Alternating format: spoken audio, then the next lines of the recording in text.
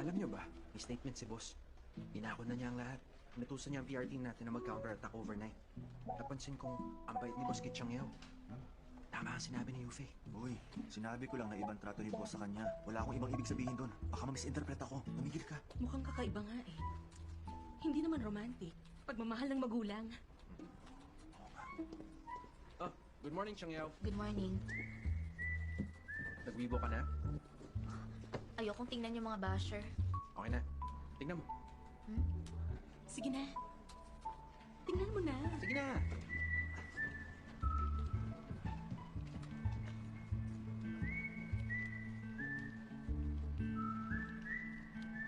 Bakit sila nagsasorry sa akin? Pansinin mo. Yung fans ni Bai Xingmang na minura ka, nagsusorry sa'yo. Lahat sila, nagsusorry sa'yo.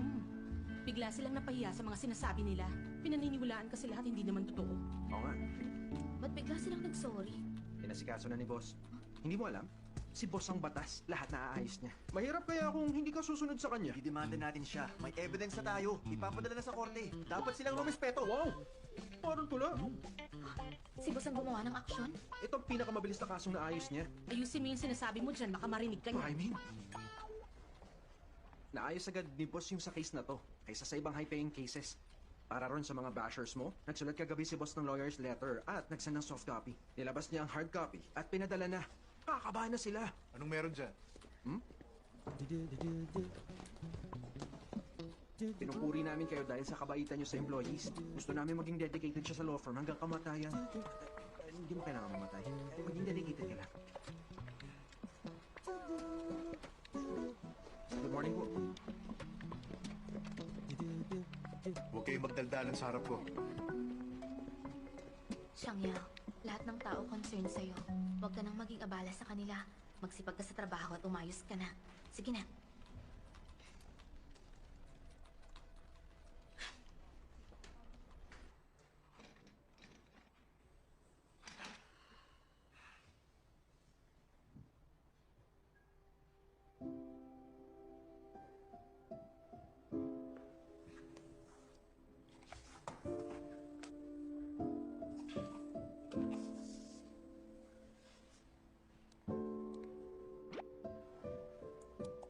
Paano mag-comfort ng taong wala sa mundo? Patago siyang umiiyak. Masyado mo siyang inaalala. Bakit? Girlfriend mo ba siya, ha? Boss niya kasi ako sa trabaho.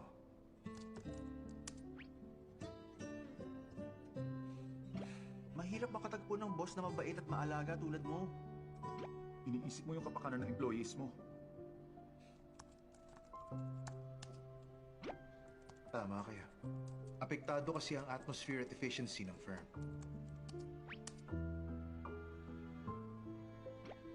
Ang swerte naman. Saan kaya ako makakakuha ng mabait na boss tulad ni OP? Kung gumawa kaya ako ng poll, para malaman ang paraan ng pag-distress,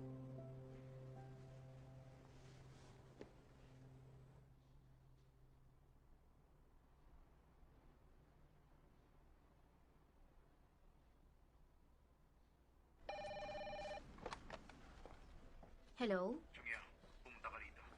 Okay po. Boss, meron kayong gustong ipagawa sa akin? Ito yung natirang documents pagkatapos natin mag-archive. I-shred mo lang lahat ng yan. Aabutin ako ng buong araw.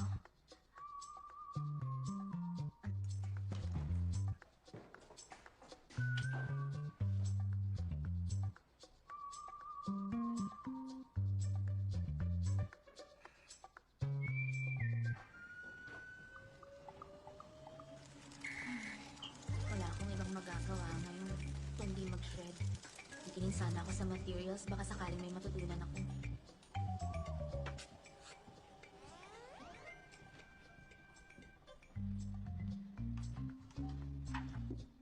Masyadong makapal yan. Tapusin mo yan.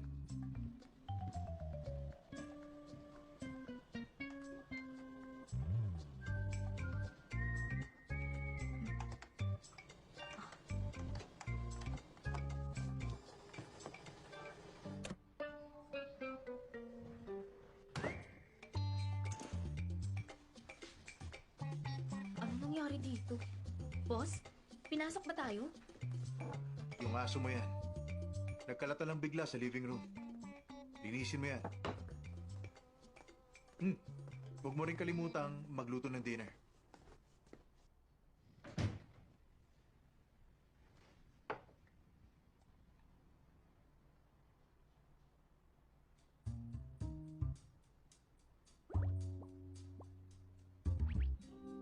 Gumawa ng highly disciplined schedule. Humanap ng sense of accomplishment. Ang oras ngayon, Beijing time, 9:12 a.m. Late na si Chang Yao. Base sa outfit mo, mukhang late ka na naman nagising. Pang-5 ka na sa late ngayon. Ano naman yan? Bagong check-in system. May pinadalang mga taong admin staff na naglagay ng facial recognition system sa CCTV natin dito. Sisitahin ng intelligent voice system ang sinumang papasok after 9 o'clock. At ang oras, pangalan at check-in time maging ang warning at punishment na ibibigay sa kanya ay sasabihin yan. May klase pa ng punishment. Kanina sa akin, binigyan ako ng warning dahil 5 minutes late. Basta 5 minutes to 14 minutes late, walang attendance bonus. Yung late ng 15 to 19 minutes, walang meal allowance. Grabe naman. Good morning! Ang oras ngayon, 16 minutes na makalipas ang 9. Late ngayon si Baurui. Wala ka ng meal allowance this month. Ano to? Ano ba to? Dati okay lang naman sa atin maliit, di ba? Bilang empleyado ng Junhang, tinutulungan ko si boss sa trabaho. Ano naman kung late ako? Sino ba may bakana nito? Ano problema mo? Ako ang nagpalagay niya. Ha? Mula ngayon, lahat kayo dapat pumasok on time. Stricto kong i-enforce ang punishment system. Sana lahat kayo maging self-disciplined at efficient. Walang allowance. At masisisante pa.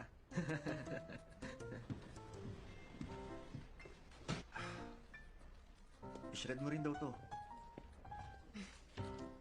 Sige. Mabuti isang box lang.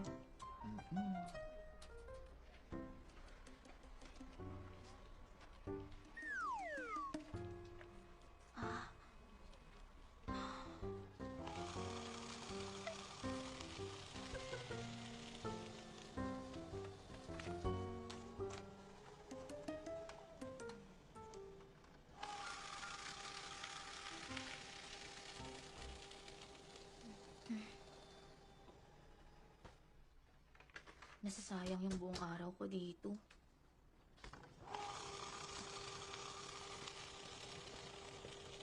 Hoy, Miss Chang. Marami ng papel to, ah. Manang, ito po. Ay, salamat, ah. Miss Chang, baka may iba ka pa yatang mas importanteng gagawin. Iwan nyo na sa akin yan at ako na lang ang mag-shred niyan. May istorbo ko pa kayo. Okay lang naman. Palagi ka namang mabait sa akin. Maging ang mangolekta ng bote, naaalala ko yun. Ito ba yung sinasabi nilang good deeds will be rewarded? Eh, tayo na dyan. Ako nang gagawa. Gawin mo na yung mas mahalaga rito. Ako nang bahala. Salamat po, Manang. Ililibre po kita ng Ay, milk naku, tea. sige na. Magtrabaho ka na. Salamat po.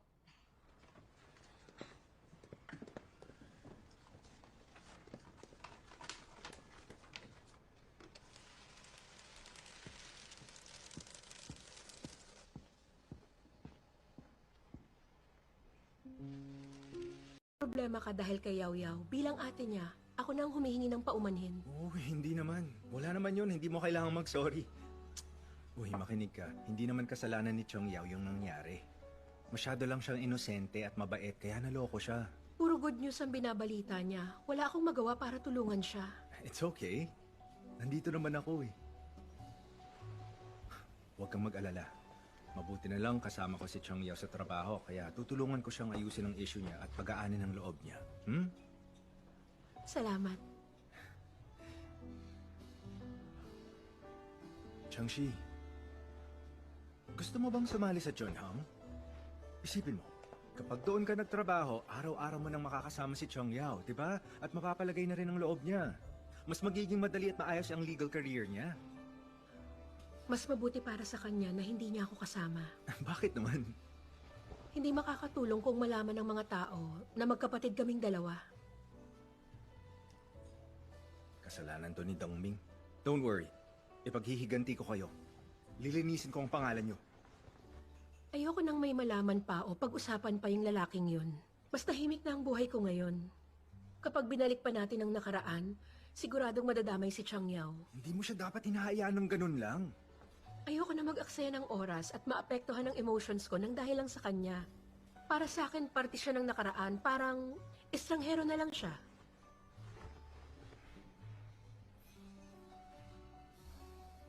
Changshi, uminom na lang tayo. Bilib ako sa pag-iisip mo. Bottoms up. Natatakot din ako na matalo niya kayo sa kaso. Hindi ko siya kayang labanan? Ako? Ano ka ba? May katulong kaya ako? Tingin mo hindi rin ba siya kayang labanan ni Chen Hong? Ang totoo, excited lang ako na gumaling si Yao Yao. Siguradong ipaghihiganti niya ako. Okay. Hintayin natin si Chang Yao. Kain na. Masarap ang food dito. Okay.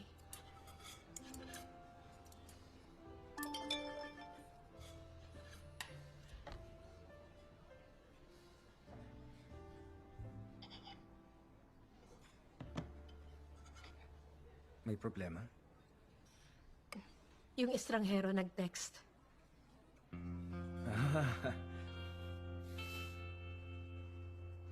Masarap ba? Napakasarap nga. Ang lambot. Kain pa.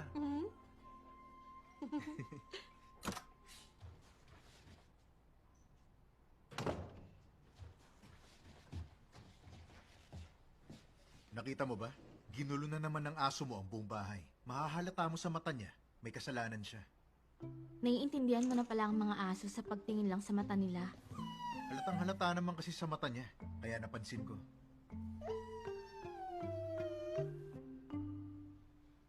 Wenjan Xian, napakahusay mo naman. Kaya mo na palang magbalat ng saging ngayon. Tingin mo yata hindi ako busy sa law firm kaya binibigyan mo ko ng trabaho sa bahay eh. Pinagluto ka na nga, tinayaan kumain ng marami pero wala ka pa ring awa sa akin. Sus, tigilan mo nga yan. Maglinis ka na dyan.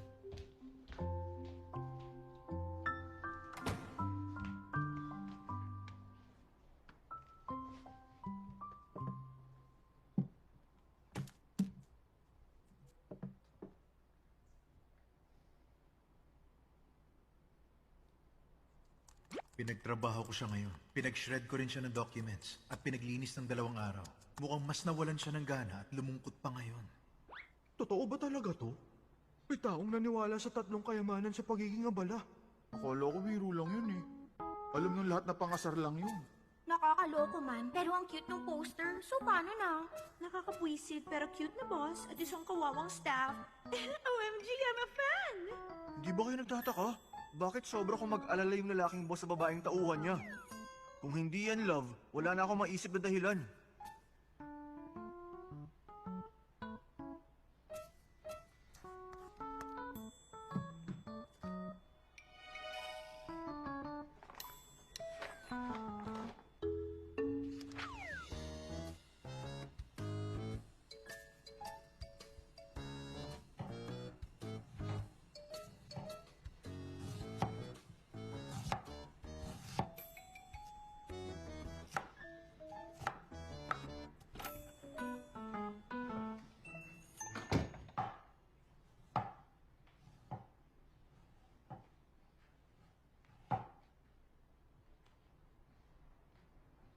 Pala, may epekto ba sa work ang mood mo? Madalas hindi naman naapektuhan, pero may araw ding meron. So may epekto nga.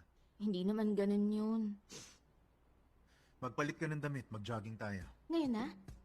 1 araw na bawas sa bawat extra kilometer. Magkita tayo sa baba.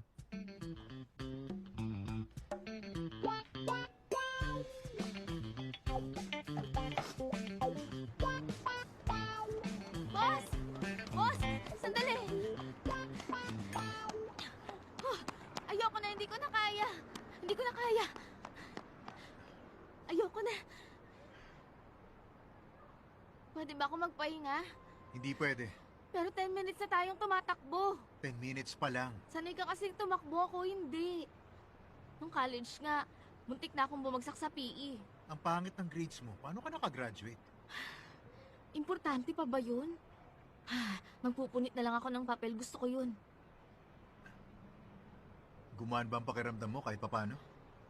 Maayos naman ang mood ko. Syempre, bago tayo tumakbo. Minsan, hindi mo kailangan pilitin ang sarili mo. Pag may pinagdadaanan yung iba, tinatakasan muna nila. Hindi mo kailangan magmukmok. Hindi ko kailangang magmukmok.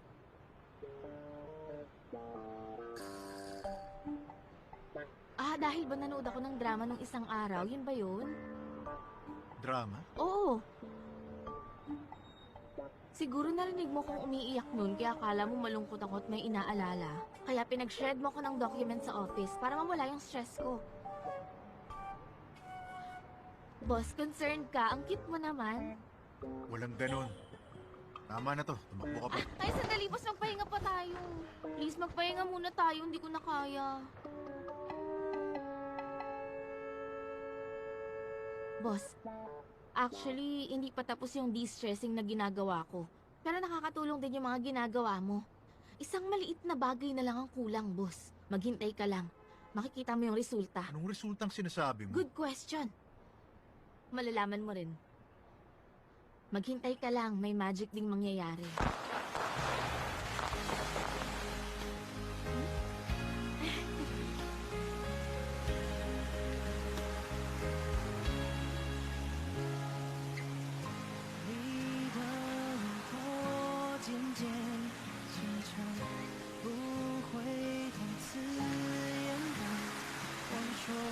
Ang ganda, boss, diba? Boring.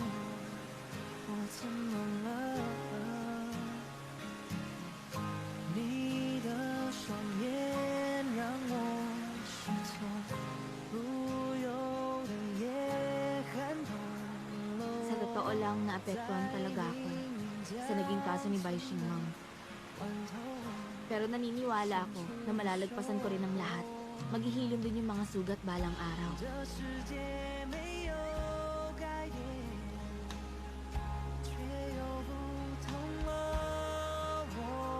Salamat sa tulong mo, boss.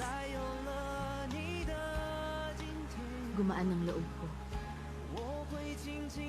Huwag kang magpasalamat. Maapektuhan ng mood mo ang trabaho mo. Tayo akong madama yan.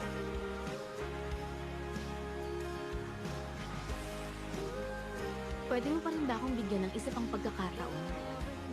Gusto ko ulit tumulong sa kasong yun. Babawi ako sa naging pagkakamali ko. Hindi ko na ulitin yung maling nagawa ko. Boss, sa'yo na ako ngayon. Ikaw na ang bahala sa akin.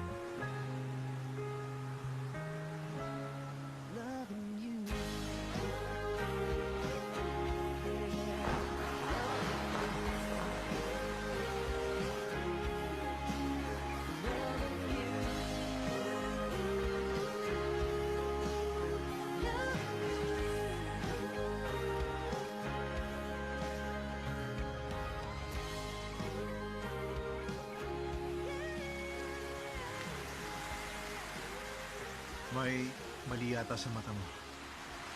May mali sa mata ko? Hindi tama eh. Anong hindi tama? Yung mata mo, parang mata ni Wei Jianxian. Nakakailang. Nagpapakatotoo na nga ako pero sinasabihan mo akong parang aso. Uuwi na ako. Hoy!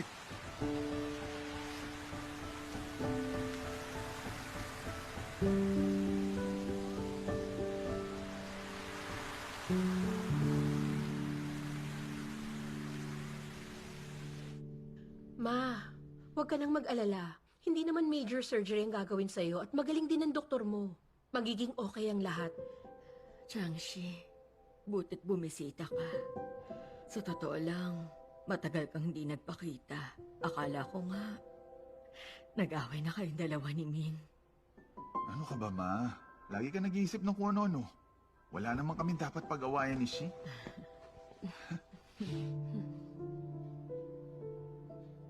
Ma, nagdala ko ng mung bean soup. Ipaghahanda kita. Maaalalahanin ka talaga. Oo. Inumin niyo yung sabaw na ginawa niya. Alam niya talaga kung paano mag-alaga, ano? Di ba? Kaya huwag ka na mag-alala, Ma. Ha? Mag-ingat ka rin, anak. Siyempre naman. Hindi ba, Shi? Ha? Ako natapon. I'm sorry. Ano ka ba naman?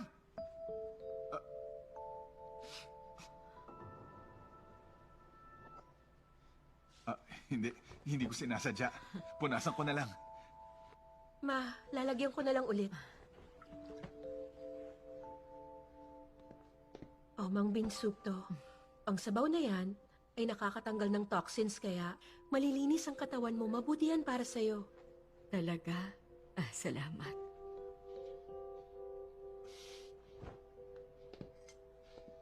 Ma, makinig lang kayo kay Shi, ha?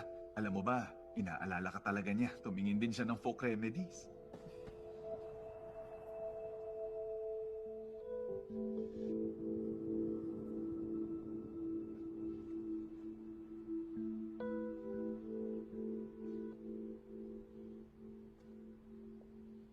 Sandali! Shi, ba't nagmamadali ka umalis? Kumain muna tayo. Ayoko, may gagawin ako. Ano? Teka! Nakabook na yung restaurant. Naganda na rin ako ng porridge eh. Walang tao rito, tigilan mo na yan. Matagal na tayong divorced, hindi ba? Ano bang ginagawa mo? Shang-Chi, hindi ako maarte sa harap niya. Oo, alam kong divorce na tayo. Pero hindi ba ako pwede mag-alala? And besides, ikaw naman ang gusto makipaghiwalay. Dahil lang basura, tinatapon. Hahayaan mo bang mabulok yun sa bahay mo? Teka! Fine, Shang-Chi. Naiintindihan ko na, okay? Teka! Okay, fine. Alam kong may naisip ka tungkol sa akin. Pero pwede ba ako magpaliwanag? Una sa lahat, siya ang nagplanong gawin yun, hindi ako. Pangalawa, makakabuti sana sa aming dalawang lahat ang plano kong gawin. Nangako siyang marami kaming matatanggap na benefits tulad ng maraming kaso at ng suporta ng Law Association na hindi namin magawang makuha noon. Alam ko marami ako nasakripisyo nung ginawa ko yun, pero kung tutusin, marami naman naging kapalit yun ng mabuting bagay. Sige na, wag na natin pag-usapan ng nakaraan, okay? Shi, gusto ko sabihin sa iyo ang nararamdaman ko ngayon.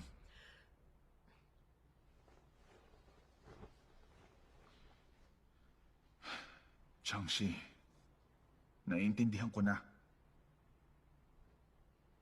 Nararamdaman kita sa puso ko. Totoo. Lalo na kapag mag-isa lang ako, yung puso ko, hindi, ayos lang. Okay lang. Ganito na lang. Kung papayag ka magpakasal ulit, ako nang makikipaghiwalay. Tangming, hindi ka na magaling umarte. Mag-practice ka na muna.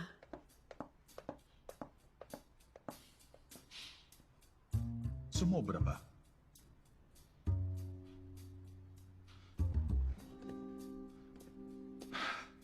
Shi, patawarin mo kung hindi ko sinasadya. Oo nga.